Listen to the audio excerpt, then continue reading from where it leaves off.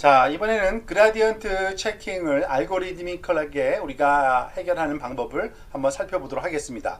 앞에서 살펴본 뉴메리컬한 그라디언트 어프록시메이션을 사용할 건데요. 그러기 위해서는 우리가 그 파라미터들, 우리가 L층으로 구성되어 있는 L개의 그러한 층으로 구성된 뉴럴 네트워크의 경우에는 Layers 뉴럴 네트워크에서 필요로 하는 파라미터는 총 W1, B1부터 시작해서 WL, BL까지 그 L개의 W와 L개의 B 매트릭스가 파라미터죠. 자, 그런데 이것을 하나의 큰 벡터 세타로 모양을 바꿔야 됩니다. 즉, 그 얘기는 뭐냐면 이 그 W 매트릭스와 B와 그리고 W 뭐 1, 2 다 모두 다 L까지 BL까지를 합쳐서 리쉐입이 이루어져야 되고요. 왜냐하면은 이게 행렬이니까 행렬을 벡터로 바꾸고 그리고서 또 그 컨캐티네이트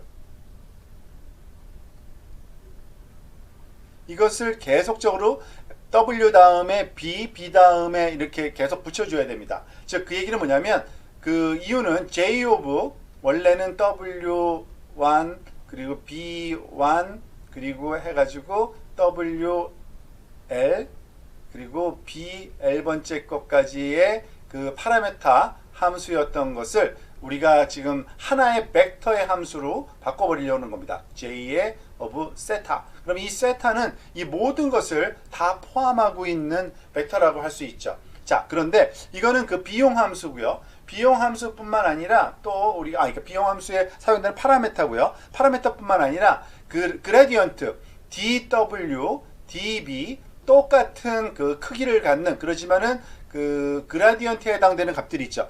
이것 또한 마찬가지로 다 리쉐이프를 해서 벡터 형태로 바꾼 다음에 그 다음에 그걸 컨캐티네이트 해야 됩니다.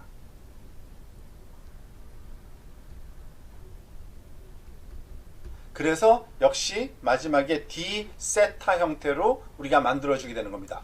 그러면 세타 안에는 그 하나의 큰 벡터가 돼서 여기 처음에는 W1이 들어가 있고요. 그죠? 그리고 그것이 그 벡터 형태로 그 다음에 B1이 들어오고 등등등 해가지고 WL까지 그리고 BL까지 여기 들어오게 되는 거고요. D 세타도 똑같습니다. 그렇지만은 거기에 들어오는 값이 DW와 DB 등등 해서 DW L번째 것까지 그 제일 마지막 층 DB의 L번째 층까지 우리 넣어서 하나의 벡터 형태로 만든다는 거 그것을 우리가 염두에 둬야겠습니다. 그걸 가지고 우리가 임플리멘테이션 하는 방법을 또 살펴보도록 하겠습니다. 자, 임플리멘테이션 하는 데에는 우리가 J of 세타가 먼저 정의가 되어 있어야 됩니다. 즉, 어떤 그 함수를 하나, 그 비용 함수를 만들게 그 조금 변형시켜서 그 세타의 비용 함수로 바꿔놓는 겁니다. 물론 이 세타는 그 큰 벡터죠. 그러니까 J의 세타 1, 세타 2 해가지고 세타의 몇 개가 될지는 좀 모르겠지만 이거는 그 모든 그 파라미터의 개수만큼이 다 들어가서 그 입력값으로 들어가서 그것이 그 비용 함수 값이 계산되는 이 함수인데요. 이 함수가 만들어져 있는 상태에서 for each 모든 파라미터 i에 대해서 우리가 다음과 같은 작업을 수행하게 됩니다. d 세타 approximation 이거 뭐 파라미터는 지금 아래첨자로 표현하겠지만은 그 코딩에서는 적절한 네이밍이 필요하겠죠. 즉 i번째 그 d 세타의 approximation 계산하는 공식이 좀 필요하겠죠. 그거는 우리가 앞에서 살펴본 그 그레디언트 뉴메리컬하게 계산하는 방식을 얘기하는 겁니다. 즉 J의 세타 1부터 해서 세타 2 해가지고 몇 번째냐면은 J의 i번째 것만 지금 얘기하는 거죠. 하나. 그 다음에 이 i는 플러스 엡실론 모든 세타 값들은 다 똑같이 놔두고 하나만 i번째 세타 값만 엡실론 값으로 우리가 더해주고 그 다음에 빼기 J 똑같은 방식으로 세타 1부터 세타 2 여기에서는 그 세타 i번째에서 빼주는 거죠. 마이너스 엡실론 그리고 나머지는 다 똑같이 원래대로 유지한 이러한 그 비용 함수 계산 값을 두 개를 구해내고요. 그것을 서로 빼준 다음에 나누기 2 엡실론 이런 식으로 구하게 되는 겁니다. 그러면은 모든 i에 대해서 구해야 되니까 이 값이 뭐를 우리가 원하는 거예요? 이것이 실제로는 d 세타 i번째, 즉 여기서 d 세타 i는 그 백프로포게이션에 의해서 우리가 그라디언트 계산한 그 하나의 그 파라메타에 대한 값이죠. 이거는 사실은 그 partial d over j, partial d over 세타 i를 구한 것을 우리가 그 간단하게 d 세타 이렇게 표현하기로 한 거 아시죠? 그래서 우리가 원하는 거는 지금 뭡니까? 사실은 원하는 거는 d 그 세타 어프록시메이션이 거의 d 세타에 가깝기를 원하는 겁니다. 그죠? 이 서로 그 이거는 그 세타의 또는 그러니까 d 세타 어프록시메이션과 d 세타라고 하는 거의 크기가 엄청나게 큰 모든 파라미터를 담고 있는 벡터입니다. 둘 다 똑같은 크기에. 그래서 이것의 그 유사성을 체크하시기 위해서는 체킹하는 방법으로는 우리가 유클리디안 디스턴스를 쓰는 게 그 가장 일반적입니다. 즉 우리가 그 엘리멘트를 제곱한 다음에 스퀘어 루트를 씌우는 거죠. 더하고서 즉 그것의 그 표시, 그러니까 기호로 표시하면 d 세타 appro approximation 빼기 d 세타를 그 L2 놈 그에 그 말하자면 되게 그 스퀘어를 제거한 스퀘어 루트 그 모든 엘리멘트의 제곱을 더한 거죠. 그리고 그걸 좀 노멀라이즈를 해줘야 되기 때문에 각각의 벡터 길이를 즉 d 세타 appro x approximation의 그 L2 놈 더하기 d 세타 L2 놈 이런 식으로 구하게 됩니다. 자, 그런데 만약에 when 우리가 그 입실론을 그 0 그러니까 10의 마이너스 7승 정도 크기를 사용했다라고 하면은 이 값이 얼마 정도여야지 말하자면 우리가 안심할 수 있는 거냐면 10의 마이너스 7승 같은 입실론의 오더와 거의 비슷한 게 있으면은 이거는 correct. 즉 뉴메리컬 그 그레디언트가 백프로포게이션에 의한 그레디언트와 동일하다고 우리가 잘 코딩됐다고 간주할 수 있고요. 그거보다 조금 크다. 예를 들어서 10의 마이너스 5승 이거는 뭐 may or may not 그 맞을 수도 있고 틀릴 수도 있으니까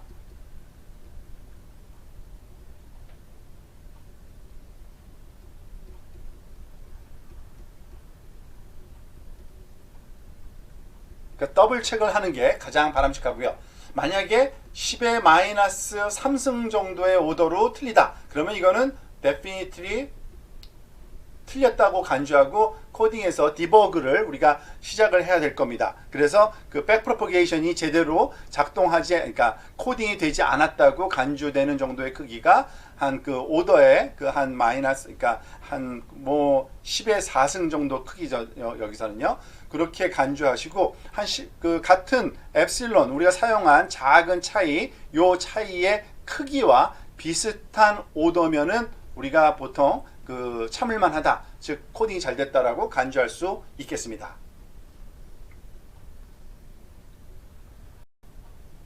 자, 이번에는 그럼 좀 실질적인 그라디언트 그 책 구현을 하는 방법에 대해서 조금 더 자세하게 한번 살펴보겠습니다. 그 그라디언트 체킹을 우리가 뉴메리컬하게 할 수 있는 그 방법, 그 수식과 그리고 구현을 지난번에 설명을 드렸는데요. 앞 슬라이드에서 주의할 점은 그 훈련할 때 뉴럴 네트워크를 트레이닝 할 때는 절대 사용하지 말아야 됩니다. 그리고 단순히 디버그 할 때만 사용이 됩니다. 왜냐하면 그 그라디언트가 뭐 진짜 맞긴 맞아요. 그죠? d 그 세타 appro x로 구한 i번째 파라메타에 대한 그라디언트 값이 그 누구와 같은지 그 실제 세타, d 세타 i와 같은지 체크할 때 이 d 세타 어프록시메이션 계산하는 거는 너무나도 많은 컴퓨팅 타임을 요구하기 때문에 훈련에 매번 그라디언트 그 방향으로 계산할 때 그거를 써서는 너무나도 많은 시간이 걸립니다. 그리고 그런 효용 가치도 없고요. 그러니까 d 어프록시메이션을 계산하는 거는 그 디버깅용으로, 즉 d 세타를 구하는 백프로포게이션이 코딩이 잘 됐는지 우리가 그 의심이 될 때 그때만 사용하시면 되겠습니다. 또한 그 만약에 알고리즘의 그라디언트 체크에서 실패한 경우에 어떤 일을 해야 되냐면 사실 이 그라디언트의 그 크기는 그 엘리멘트의 크기는 어마어마하게 큽니다. 그 내용들을 다 살펴볼 게 아니라 어느 부분에서 어느 디세타에서 그 소위 그 버그가 발생했는지를 확인을 해야 됩니다. 즉 예를 들어서 뭐 DB L번째 그 어떤 특정한 그 층에 여기에 그 K번째 엘리멘트 노드에서의 에러인지 또는 그 W도 DW L번째 층에 어떤 K번째 그러면은 그 해당하는 층에 해당하는 노드의 코딩에 그 오류가 있을 수가 있는 거니까요. 즉 구성 요소를 살펴보고서 버그를 확인하는 그런 그 조금 체계적인 접근 방법으로 알고리즘을 점검하는 것이 아주 바람직합니다.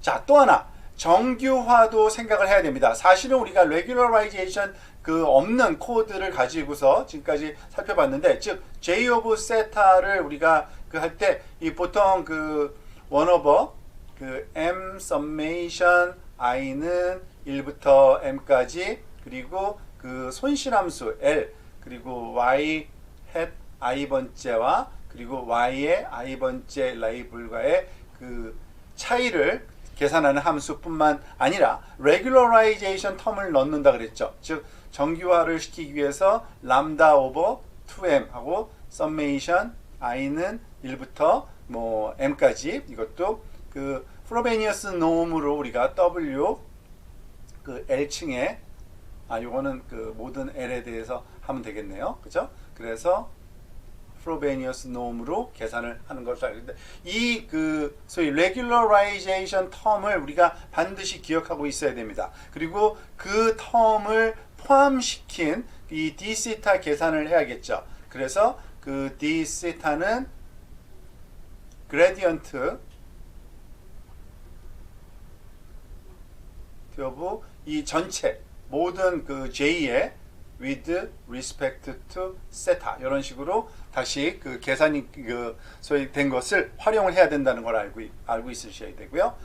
드롭 아웃과는 동작하지 않습니다. 그러니까 드롭 아웃을 썼을 때는 그 모든 층마다 적용되는 그 웨이팅 팩터가 계속 변하기 때문에 껐다 켰다 하기 때문에 조심해야 돼요. 그냥 드롭 아웃을 적용했을 때는 사용하면 안 되고요. 굳이 사용하고 싶다면은 우리가 드롭 아웃에서 keep prob라는 그 소위 유지하고 싶은 확률 값을 그 1로 주면은 거의 모든 엘리멘트가 그대로 유지되는 거잖아요. 그래서 key prob을 1로 놓고 그레이드 체크를 한 다음에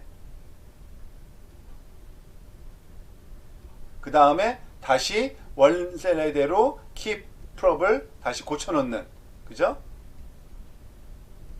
이를 바꿔 놓는 그 방식으로 우리가 드롭 아웃을 적용하기 전에 이 그레디언트 체킹을 해야 되는 그러한 방법론을 쓰시면 되겠습니다. 그리고 무작위 초기화를 우리가 그 권장을 합니다. 왜냐하면은 보통 그 W와 B 값을 0으로 놓고 초기화 했을 때 그 굉장히 그럴 때만 제대로 작동하는 그 그라디언트 컴퓨테이션 방법이 코딩됐을 수가 있습니다. 즉 백프로퍼게이션에서 이 W와 B 값이 굉장히 작으면 별로 그렇게 오류가 나타나는 것이 숨겨질 수가 있습니다. 계산상에서. 그래서 무작위로 초기화된 그러한 그 실행 상황에서 이 그라디언트 체크를 해야지, 안 그러면은 W와 B를 0으로 주고서 그라디언트 체킹하면은 마치 그라디언트 체킹이 통과된 것 같은 착시 현상을 일으킬 수 있으니까 이 그라디언트 체크를 할 때는 무작위 값으로 초기화하는 것을 여러분들이 염두에 두셔야겠습니다. 자, 이와 같은 방법으로 우리가 그 그라디언트 체킹까지 하면은 거의 모든 그 뉴럴 네트워크의 그 훈련 과정까지 임플리멘테이션이 대부분 그 레귤러라이제이션을 포함해서 다 완성됐다고 볼 수 있겠습니다.